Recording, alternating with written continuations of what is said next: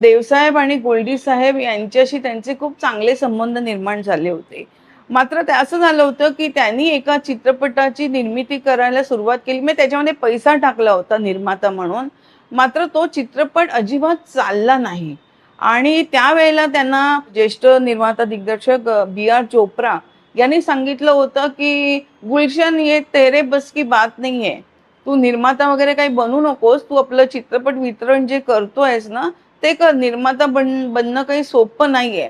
आणि ही गोष्ट फार गुलशनराय यांच्या मनाला लागली होती आणि त्यांनी एक मनाशी पण केला होता, की मी सुद्धा यशस्वी निर्माता बनवून दाखवेन. त्या दरम्यान देवसाहेब आणि गोल्डी साहेब यांच्याशी त्यांचे खूप चांगले संबंध निर्माण झाले होते.